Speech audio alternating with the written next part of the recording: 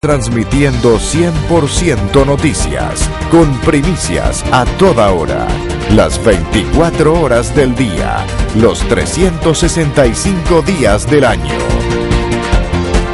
100% noticias, en Canal 15.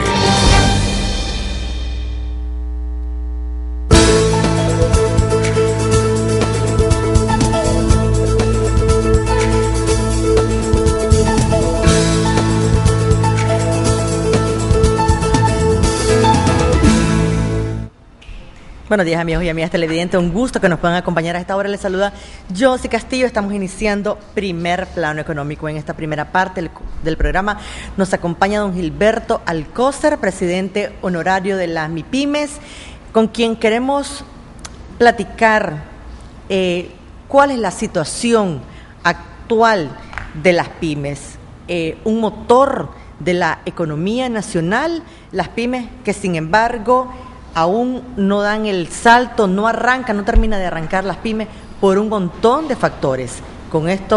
Sobre eso queremos conversar con don Gilberto. Buenos días, don Gilberto, un gusto que nos pueda acompañar en Primer Plano Económico. Gracias, Josie, por darnos la oportunidad de poner en la mesa el conocimiento de nuestra ciudadanía y de tus televidentes lo que está ocurriendo y lo que realmente son las MIPYMES en nuestro país.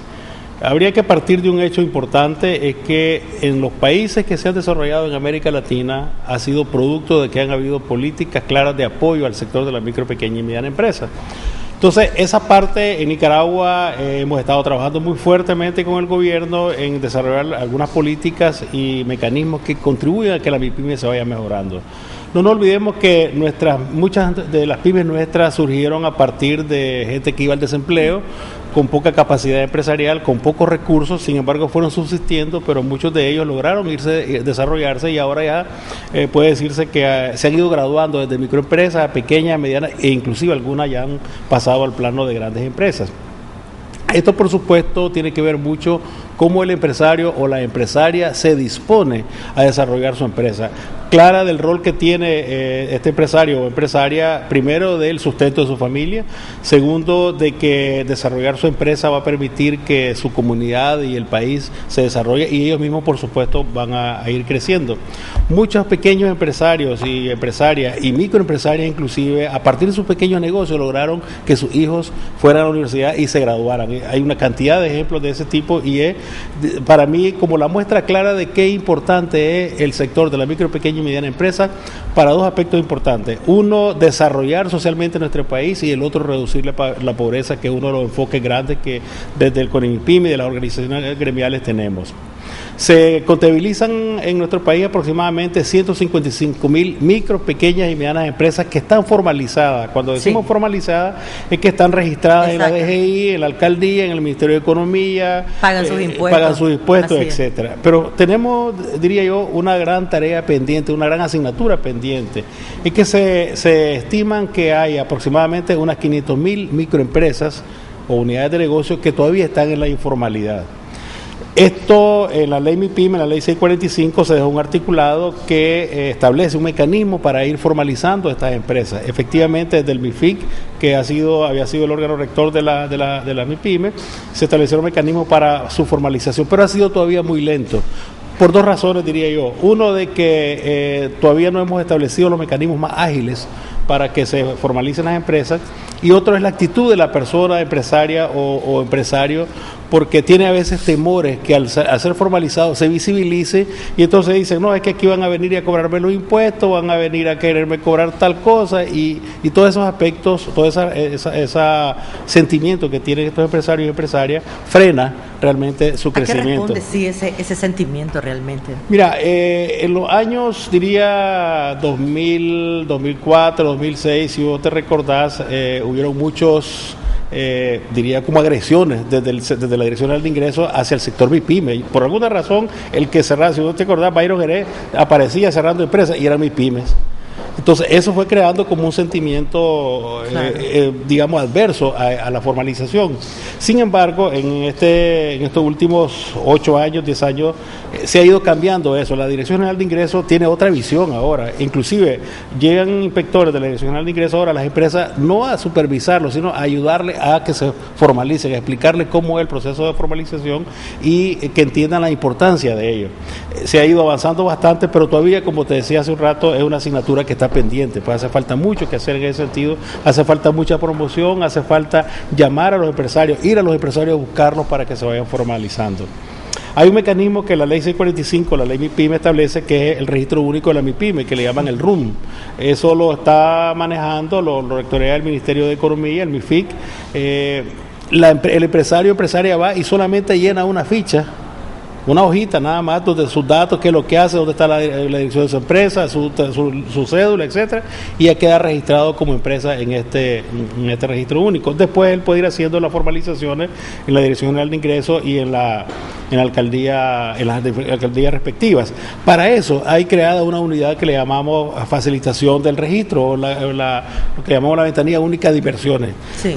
que está en Los Robles. Sí. Entonces de ahí se le ayuda y se le facilita. Él solo llega sus documentos, ahí está la alcaldía, está la DGI, está el MINSA cuando hay empresas que tienen que ver con el MINSA, Sí. está el registro público. Entonces deja sus documentos y a la semana ya tiene su empresa registrada. Entonces necesitamos que el empresario se disponga a hacerlo. Y aquí nosotros A lo hacemos... mejor también sí lo que falta, don Gilberto, es divulgar.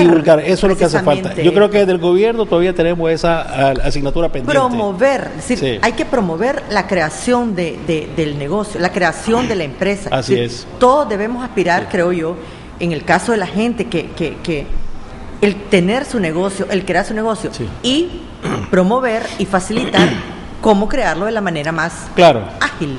Ahora, aquí nosotros le decimos a los empresarios y empresarias que todavía no se han formalizado. El formalizarse le ofrece unas grandes ventajas. Primero, puede tener acceso al sistema financiero, que aunque todavía hay muchas dificultades, pero ya eso como que le da la partida de nacimiento, ¿verdad? Ya Sí.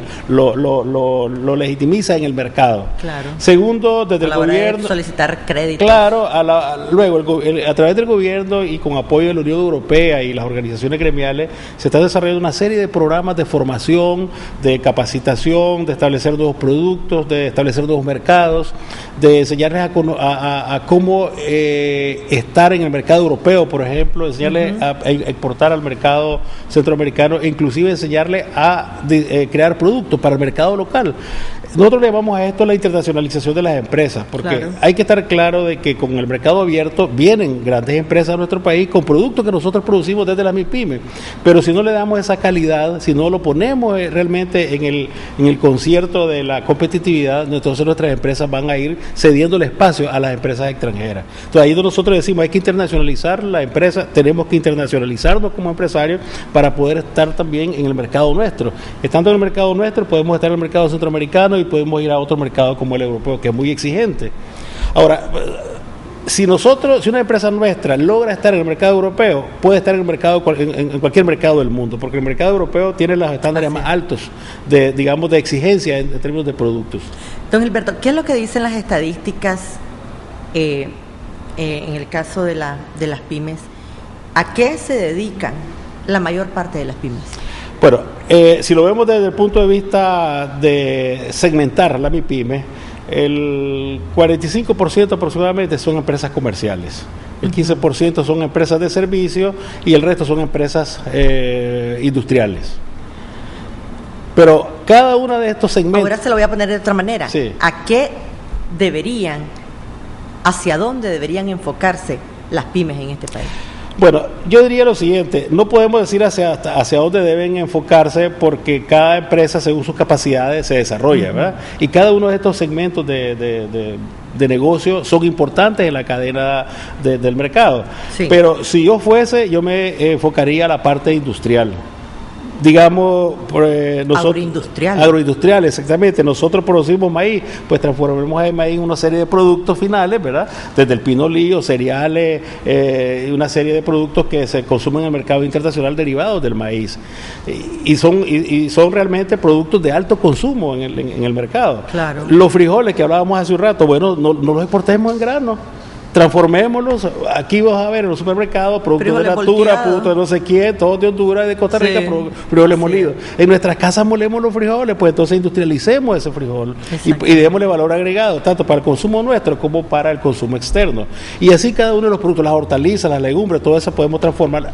Producimos frutas en cantidades, entonces aprendamos a producirlas con calidad para transformarlas y exportarlas. De hecho, en el acuerdo de asociación con la Unión Europea se contempla un mercado muy abierto para los productos derivados de hortalizas, vegetales, frutas, productos lácteos. Bueno, ya en el sector lácteo hemos ido avanzando mucho, ya se producen quesos que se consumen altamente en el mercado centroamericano. Y el mercado europeo está esperando nuestros productos lácteos también, ahora con el acuerdo de asociación en la Unión Europea. Entonces hay una serie de oportunidades que, partiendo de la formalización de las empresas, podemos aprovecharlas para poder crecer, hacer crecer nuestra empresa, poder hacer crecer nuestra familia y hacer crecer nuestra economía. Estamos llegando al mercado centroamericano, es decir, lo más cercano que tenemos, y cuando hablamos de internacionalización, cuando hablamos de exportaciones, estamos llegando por lo menos al mercado centroamericano. ¿Qué tipo de pymes, qué tipo de pequeñas empresas están llegando al mercado centroamericano? Le pregunto esto porque precisamente aquí tuve hace unas semanas al embajador San Domingo de Susana Castillo con la cuestión del Euroforum, que se instaló uno de estos días. Todo un proceso de apoyo, de promoción a las pequeñas y medianas empresas. Entonces, digo yo, llegar al mercado europeo, que sería una maravilla ahora precisamente como dice usted con el acuerdo de asociación, pero nuestros vecinos más cercanos, el mercado centroamericano, precisamente cuando usted dice se nos llevan los frijoles y nos regresan los frijoles, en el caso de El Salvador nos regresan los frijoles volteados, frijoles refritos, frijoles licuados, frijoles, como se llame. Entonces, estamos trabajando para llegar por lo menos al mercado centroamericano. ¿Cuántas cosas producimos en este país que con los que podemos llegar a nuestros hermanos centroamericanos que lo necesitan probablemente? Y digo yo, también como una especie de intercambio. En El Salvador producen, qué sé yo, toallas de calidad, famosa las fábricas y la sal. Sin hacerle propaganda, ¿verdad? Sí, sin hacerle propaganda. Pues las conocemos de hace años, ¿verdad? Buenas toallas. Y nosotros producimos hilo. Démosle hilo a aquellos y a aquellos que no. Qué sé yo, un ejemplo.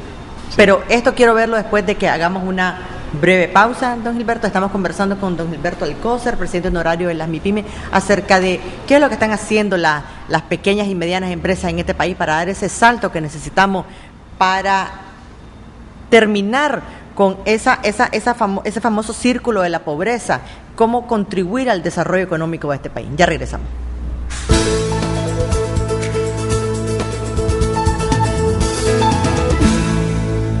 Bienvenido al Manual del Hombre. Instrucciones para el hombre moderno. El hombre está programado para aplicarse desodorante al inicio de cada día. Cuidado, los desodorantes comunes pueden provocar irritación en las axilas. Usa Dove Men Care, el único antitranspirante 48 horas, con un cuarto de tecnología humectante que protege la piel contra la irritación, dejando libre al hombre para desempeñar otras funciones. Antitranspirante Dove Men Care, potente contra el sudor, no contra tu piel.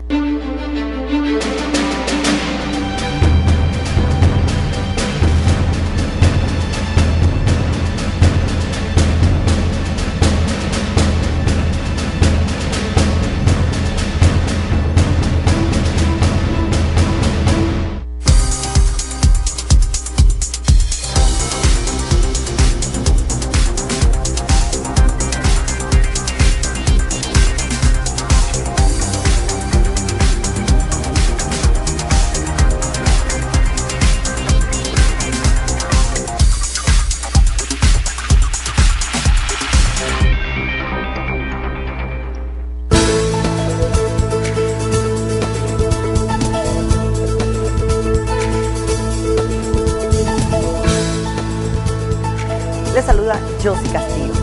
Acompáñenos cada sábado a las 9 de la mañana en Primer Plano Económico. Todo lo que acontece como actividad económica del país, usted lo ve aquí en Primer Plano Económico.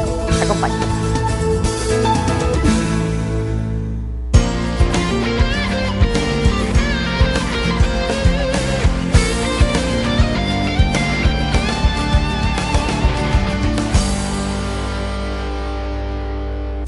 Mantente informado todo el día en cualquier lugar.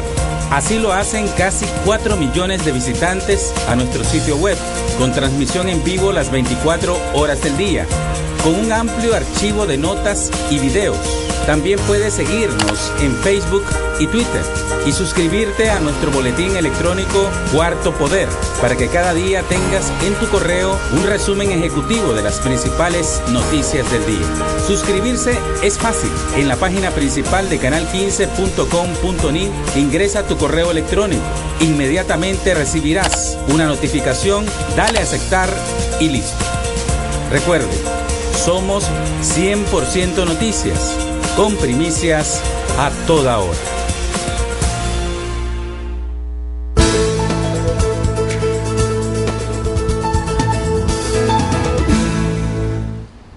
Gracias por continuar con nosotros. Estamos conversando con don Gilberto Alcózar, presidente honorario de las MIPYME. Don Gilberto, usted es presidente, me dice, del Consejo Regional de las MIPYMES también. ¿Qué es lo que están haciendo? ¿Cuáles son los esfuerzos que están haciendo a nivel de la región precisamente para integrarnos, para sintonizarnos todos como región, como países centroamericanos hermanos, para que este intercambio comercial a nivel de las pequeñas y medianas empresas pues sea una realidad? Sí, efectivamente ha habido, si ustedes recuerdan o recordar, desde hace mucho tiempo el interés de los gobiernos de ser una sola región, como punto de partida. Naturalmente que esto parte de muchas voluntades, ¿verdad? Así negociamos el acuerdo con la Unión Europea. Exactamente. Naturalmente las voluntades de los gobernantes, claro, va a ser muy importante para que esta regionalización sea una realidad e importante para crecer y hacer crecer las economías de la región. Nosotros, como bien decía, pues soy presidente del Consejo MIPYME Centroamericano, que es una instancia regional de la MIPYME. Estamos trabajando con toda la región SICA y estamos integrados a muchas de las instancias del sistema de integración centroamericana. Y justamente hay grandes ejes de trabajo que estamos trabajando o haciendo desde ahí. Uno de ellos es que el tema de la seguridad regional ha sido de los más importantes, porque a partir de la seguridad pueden desarrollarse una serie de factores, tanto claro, la parte social, la parte económica y la parte de que las empresas puedan transportar y puedan transitar la región en menor tiempo y con, digamos, esa seguridad que se requiere para que los productos lleguen a su destino. Justamente en el mes de abril tuvimos una reunión con el secretario de Integración Centroamericana y las diferentes agencias del SICA, con los presidentes y los magistrados de las Cortes Supremas de Justicia de la región, incluyendo Dominicana y Belice, por supuesto, y los jefes de policía de todos estos países, trabajando y diseñando o revisando los aspectos de seguridad y cuáles son las estrategias que deben de seguirse para que la seguridad sea una realidad en nuestra región. Naturalmente, Nicaragua salta en la palestra como uno de los países con mayor índice de seguridad, ¿verdad? Sí. Porque efectivamente, pues el gobierno y la policía han hecho un gran esfuerzo, tienen un modelo muy interesante de cómo manejar la seguridad. Los otros países están tratando de adoptar ese modelo con sus propias características, por supuesto, y de hecho creo que algunos comisionados de nuestra policía están asesorando a algunos gobiernos en ese sentido. Pues entonces hay una preocupación de los presidentes y de los gobiernos para mejorar el tema de seguridad. Por otro lado, y hay algo interesante que, aunque no tiene que ver mucho con las pymes, pero se está trabajando en compras regionales. Cuando hablamos de compras regionales, nos referimos en primer lugar a todas las medicinas que compran los gobiernos para el sistema de salud. Claro. Ya han implementado una serie de acciones en ese sentido y la región ha ido, hasta el mes de abril, había ahorrado cerca de $20 millones en compras regionales. Entonces, ese es un tema importante. Compras en conjunto. En conjunto, sí. Entonces, todos los países se ponen de acuerdo y dicen, por ejemplo, vamos a comprar la medicina para antialérgico, por decir algo, ¿verdad? Entonces, compran, negocian con las empresas, le llaman a licitación y hacen un solo paquete. Eso se está trabajando cerca de 40 productos. Comenzó con cerca de 120 productos, pero se quedaron en 40. Entonces, se está desarrollando un mecanismo para ampliar esa gama de productos. Entonces, eso va a ser muy importante para la economía de la región. Bueno, por otro lado, también hemos estado trabajando desde los órganos regionales en el tema de eliminar barreras que hay en las fronteras. Todo el mundo se queja de las aduanas, pero la aduana tiene varias aristas, ¿verdad? Sí. Desde la gestión misma aduanera propia de cada país. que tiene que ver con el registro de la mercadería, la tabulación de los precios y los costos de impuestos para la mercadería, pero por otro lado tiene que ver con el manejo de esa mercadería. Cada uno de los países tiene sus propias exigencias, sin embargo, está frenando el hecho de que con que hay diferentes mecanismos que no se han podido poner de acuerdo, entonces eso crea unos trastornos tremendos. Nosotros, inclusive con las cámaras de las diferentes empresas de la región, el COSEP acá en Nicaragua y las otras cámaras empresariales, hemos identificado cerca de 76 elementos que provocan atraso en el tránsito libre de la mercadería, o sea, de 76 barreras. Eso ya se lo pusimos en la mesa del trabajo de los presidentes de la República y de los ministros de Economía del Comieco para que se vaya revisando. Justamente, si te recordás, hace unos 30 días, 40 días, El Salvador puso unas trabas y estaban los furgones trabados ahí.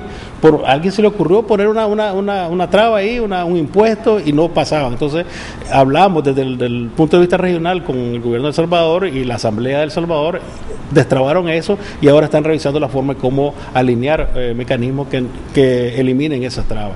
Entonces, son aspectos que desde el punto de vista regional estamos trabajando, y eso va a ayudar muchísimo a las micro, pequeñas y medianas empresas porque les va a reducir sus costos, claro, va a moverse con mayor facilidad, y efectivamente uno de los aspectos que hemos estado también trabajando desde el Consejo MIPYME Centroamericano es regionalizar muchas redes empresariales. Por ejemplo, formamos la red de turismo rural comunitario.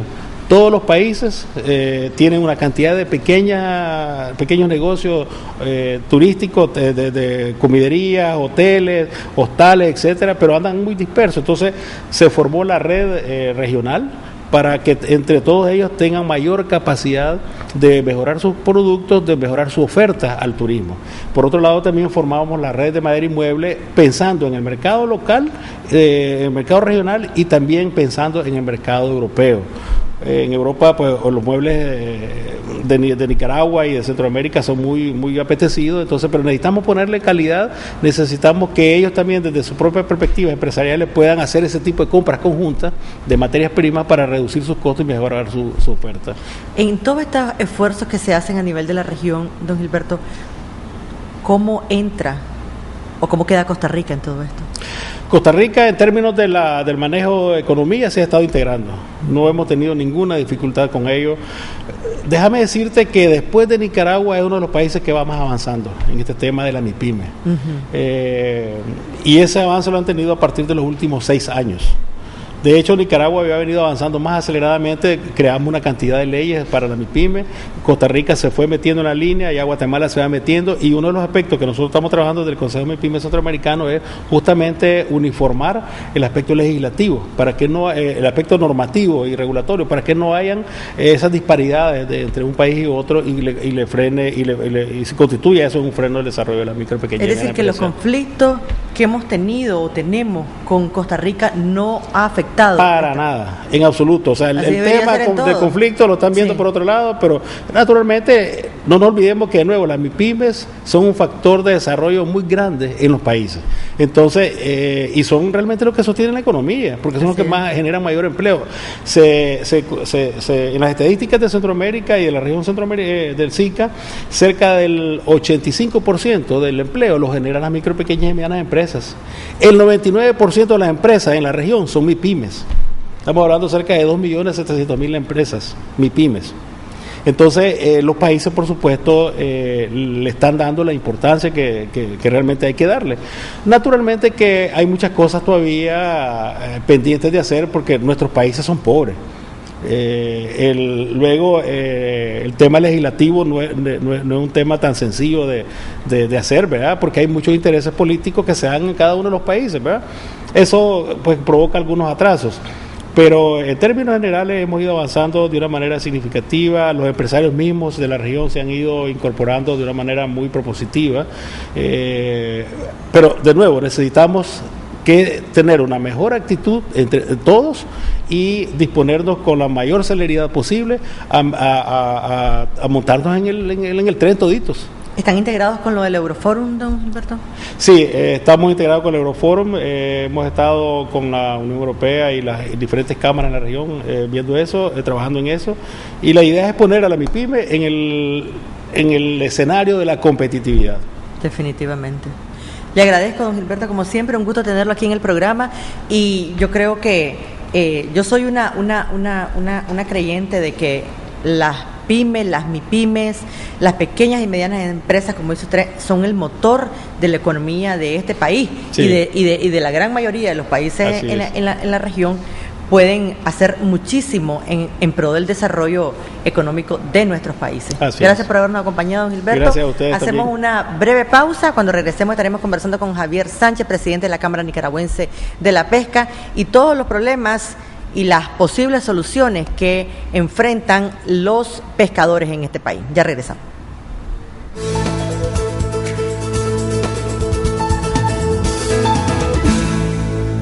Bienvenido al Manual del Hombre. Instrucciones para el hombre moderno. El hombre está programado para aplicarse desodorante al inicio de cada día.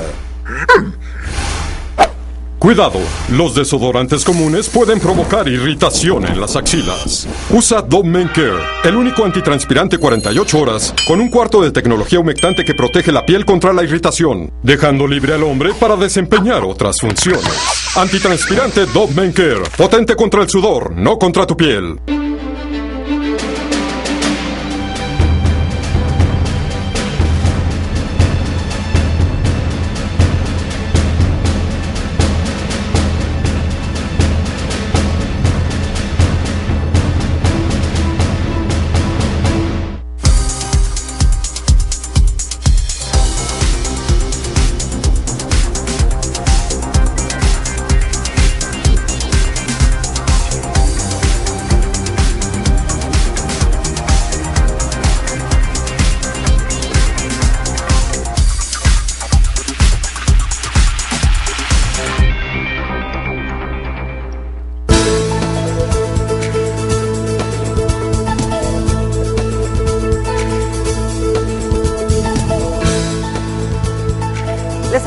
Josie Castillo.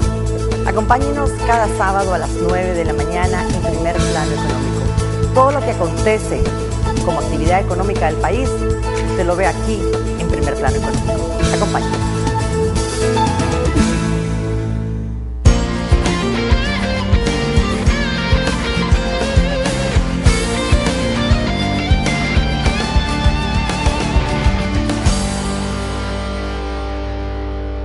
Mantente informado todo el día en cualquier lugar. Así lo hacen casi 4 millones de visitantes a nuestro sitio web, con transmisión en vivo las 24 horas del día, con un amplio archivo de notas y videos. También puedes seguirnos en Facebook y Twitter y suscribirte a nuestro boletín electrónico Cuarto Poder para que cada día tengas en tu correo un resumen ejecutivo de las principales noticias del día. Suscribirse es fácil. En la página principal de canal15.com.ni ingresa tu correo electrónico. Inmediatamente recibirás una notificación, dale a aceptar y listo. Recuerde, somos 100% noticias, con primicias a toda hora.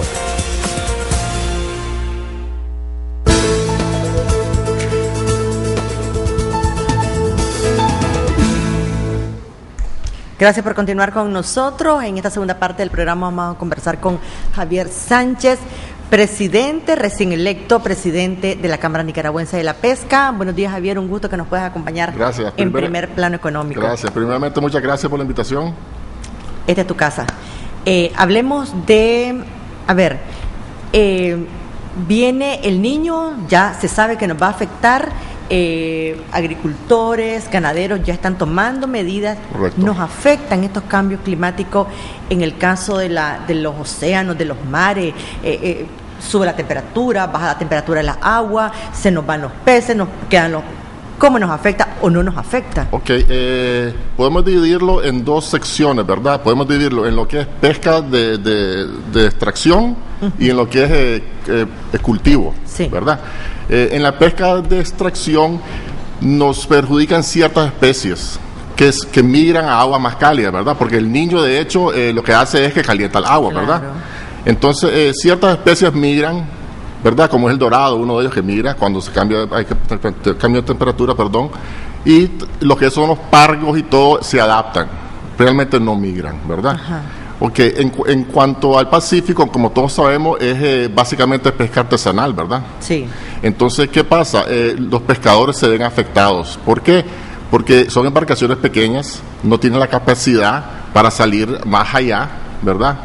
Por cuestiones de seguridad y por cuestiones de capacidad de combustible, etcétera, ¿verdad? Entonces, lo que se ve afectado realmente en el Pacífico son los pescadores artesanales. ¿Qué tienen que hacer los pescadores artesanales, que yo entiendo que son la mayoría, Son la mayoría, de hecho, sí. para no verse afectada su economía? Es decir, ¿cómo enfrentan estos fenómenos? Ok, enfrentamos estos fenómenos de varias maneras.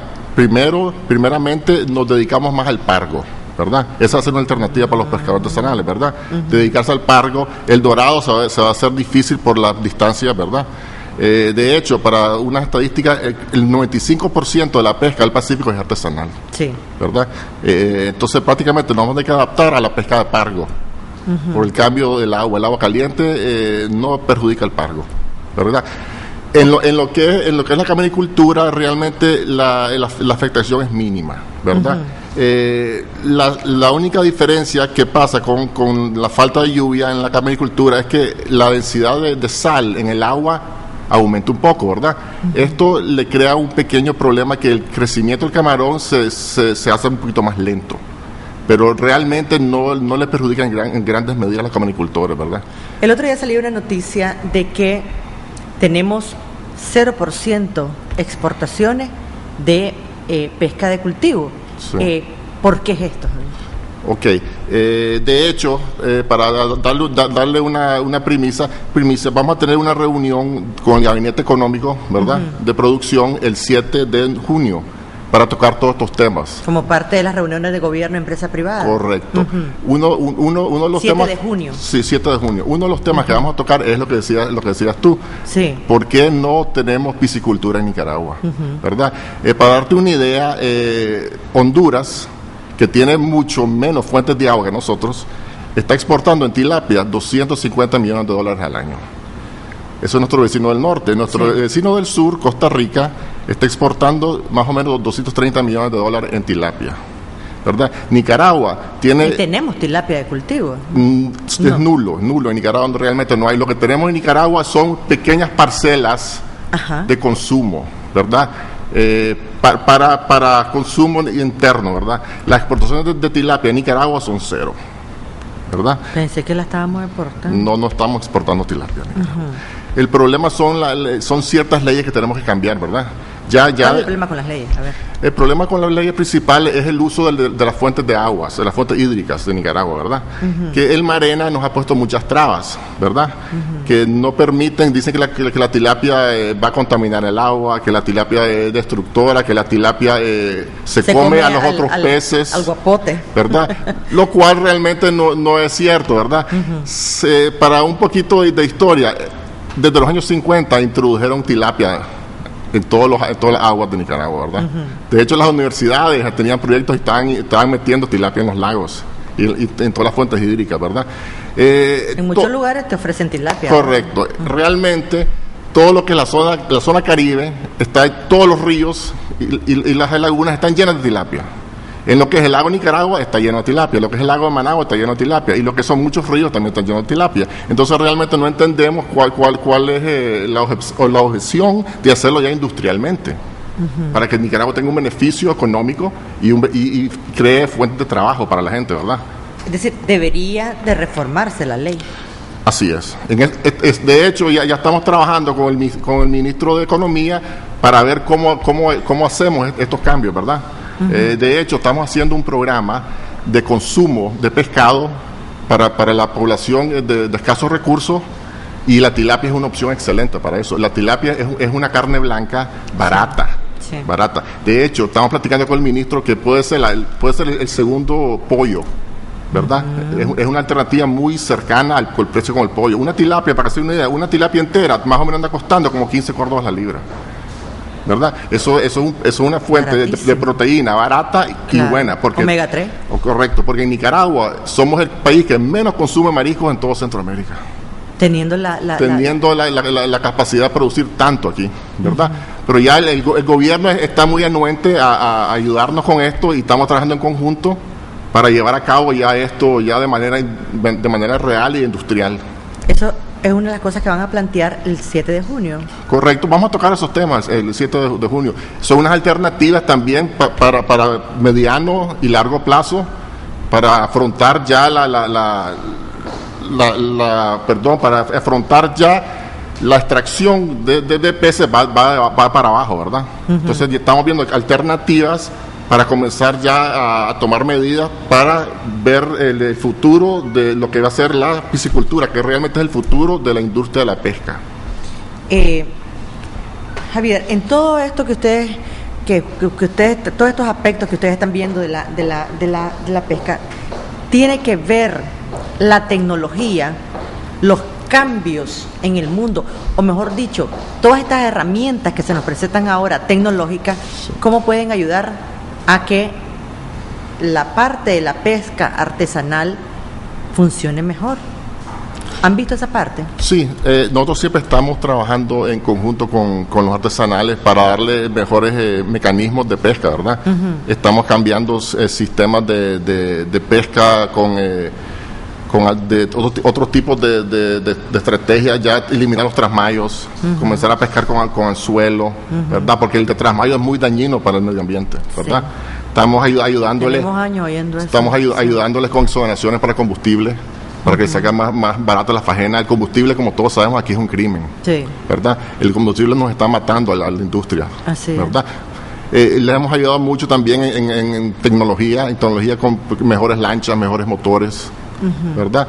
Y también lo estamos introduciendo también a la idea de comenzar a hacer granjas inclusive. Hay gente haciendo granjas ya de pargo, de robalo, para otras alternativas para el pescador. Porque de hecho, la producción va para abajo. ¿Hay algún rechazo de parte de los pescadores artesanales a integrarse a esta otra forma de hacer pesca? Fíjese que realmente no. Tenemos una muy buena comunicación con artesanales, ¿verdad? Están anuentes a cambio y están anuentes a evolucionar, ¿verdad? Pero hay un problema con los recursos, ¿verdad? Hay un problema con los recursos. El problema de los artesanales es que muchos no están en orden y no tienen acceso a financiamiento, ¿verdad? Lo estamos viendo con lo de exoneraciones de combustible. Apenas están aprovechando el 14% de los artesanales el combustible exonerado. ¿Por qué? Porque no están en orden. No están inscritos en la Dirección General de Ingresos, no tienen registros. Entonces, si no tienen esas cosas básicas... Lo que hablamos con don Gilberto, la informalidad. La informalidad, sí. Imagínense que el 14% apenas aprovechan ese combustible exonerado por falta de estar organizados en la DGI, con su impuesto, etcétera. ¿Cómo hacer para formalizarlo, para organizarlo mejor? Porque ahorita estamos haciendo un trabajo con Impesca, que nos está ayudando mucho Impesca, de hecho, para ayudar a los pescadores a que se organicen ellos, a que vayan a las alcaldías, que se inscriban, a que vayan a la DGI y se inscriban. Y el Impesca se está encargando de hacer esos trámites, y a través del Impesca se está dando la exoneración del combustible. ¿Hasta cuánto se les puede exonerar de combustible? Más o menos se están ahorrando como de 7 a 8 cordas por galón con la exoneración. ¿Cuánto gasta un pescador? 25 galones diarios por faena. Increíble. Sí, es mucho dinero. Sí. Es mucho dinero. Es mucha plata. Sí. En el caso ahora yo te preguntaba, en el caso de esta nueva zona que tiene Nicaragua en la parte caribe, sí, luego del fallo de la Haya, ¿cuáles son las ventajas que tenemos ahora? Es decir, ¿nos ha traído beneficio o nos va a traer beneficio? Ya estamos viendo los resultados, fíjese.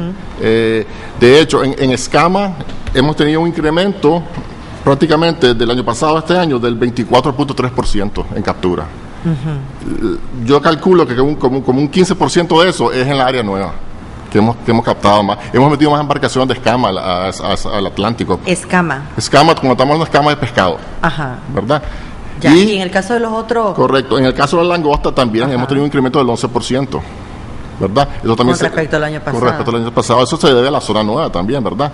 Y conforme el caracol también. Eso es lo que resentían los colombianos. Eso es lo que resentían los colombianos, pero realmente esos no son de nosotros, ya, gracias a Dios. Sí. Esto para exportación. Para exportación, sí.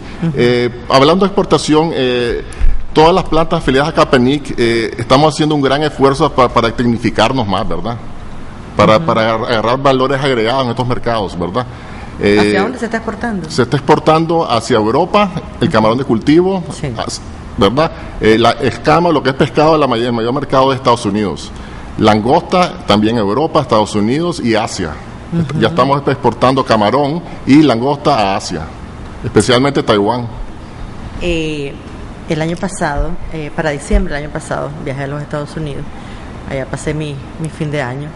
Y entonces me dio un gusto encontrar una bolsa de camarones que decía de Nicaragua. Yo tomé foto y todo, me acuerdo, lo puse en las redes sociales y todo, porque digo yo, y por eso te pregunté hacia dónde estamos llegando. Es decir, ¿qué otros mercados con el acuerdo de asociación con la Unión Europea ya estamos llegando a Europa? Ya estamos llegando a Europa. Pero, sí, ¿cuáles son las posibilidades con esta puerta que se nos abre con el acuerdo de asociación de que podamos llegar a más mercado, a esa población de 500 millones de habitantes que tiene la Unión Europea, con las facilidades precisamente que nos da el acuerdo de asociación? Sí, el acuerdo de asociación es excelente para Nicaragua, ¿verdad? De hecho, la idea es buscar más mercados en Europa. Es un mejor mercado, un mercado más estable, ¿verdad? Especialmente para el camarón y para la langosta, ¿verdad? Ahora, la pregunta es, ¿estamos preparados, Javier, para llegar a ese mercado? Como le decía, estamos tecnificando las plantas. Hemos hecho muchas inversiones en todas las plantas de los miembros de Capenic, ¿verdad? Estamos metiendo equipos nuevos de refrigeración, estamos metiendo técnicas nuevas de proceso, estamos invirtiendo también en lo que es todo el sistema de empaque, que eso es muy importante para los mercados europeos. Ellos exigen un empaque bien específico. Sí. El europeo no consume grandes cantidades, quiere empaques pequeños. Estamos haciendo cambios en empaques, estamos haciendo empaques en tecnología en sí, en general en las plantas. Estamos haciendo mucha inversión. En el caso de las certificaciones, la inocuidad, la trazabilidad. También estamos trabajando muy de cerca con el MACFOR, con la de HEPSA, para llevar a cabo todas estas tecnificaciones. De hecho, están buscando muchas certificaciones adicionales, ¿verdad? Para ingresar a Europa necesitamos una certificación específica. Ellos son muy exigentes en el caso de trazabilidad. Sí, eso te iba a decir, de trazabilidad. Sí. Y ¿cuál es, por ejemplo, el tamaño que ellos requieren? Es decir, el camarón pequeño, el camarón grande, ¿cuál es? Ok, para los mercados asiáticos, usualmente el asiático quiere el camarón con cabeza. El asiático es mucho de ver todo el, por ejemplo, el pescado lo quieren entero con cabeza, la langosta la quieren entera con cabeza y el camarón igual lo quieren entero con cabeza. Eso, Es la cultura asiática, ellos son muchos de ver todo el animal entero. Si ya llevas con piezas quitadas, ya realmente no lo consumen. ¿Y en el caso de los europeos? En el caso de los europeos es muy similar al americano, ¿verdad? Ellos consumen muy similar al americano. Más limpio. Más limpio, correcto. Más listo para cocinar. Más limpio, claro. Buen punto. ¿Qué futuro le ves ahora, Javier, que estás de presidente? ¿Qué futuro a mediano plazo tiene la pesca, la piscicultura en nuestro país? Es decir, ya estamos viendo, y como lo decías vos anteriormente, es una fuente de alimento barata, sí, con un montón de vitaminas. Ahora que andamos en la onda del omega 3, ¿verdad? Que todos andamos con la onda de comer más sano y todo eso. ¿Qué futuro tiene para nuestro país? ¿Cuánto nos puede dejar? Si hablamos estadísticamente, ¿cuánto nos representa? La camericultura y la piscicultura, ese es el futuro. Es el futuro de Nicaragua y de cualquier país, ¿verdad? Porque teniendo las fuentes. Así es, las fuentes ya se están agotando, ¿verdad? Hay que comenzar a hacer cambios, reestructurar el enfoque de la producción hacia el cultivo, ¿verdad? Como te decía al inicio, es increíble que Nicaragua, en todo el marisco, incluyendo camarón, langosta y escama, exportamos $250 millones al año, ¿verdad? Costa Rica, 210 o 220 solo en tilapia. Y Honduras, como te decía, 250 solo en tilapia.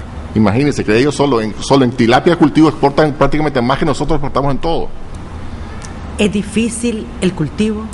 No es difícil. Lo que necesitamos es ajustar las leyes nicaragüenses para que nos den la oportunidad de explotar ese recurso que está totalmente desaprovechado.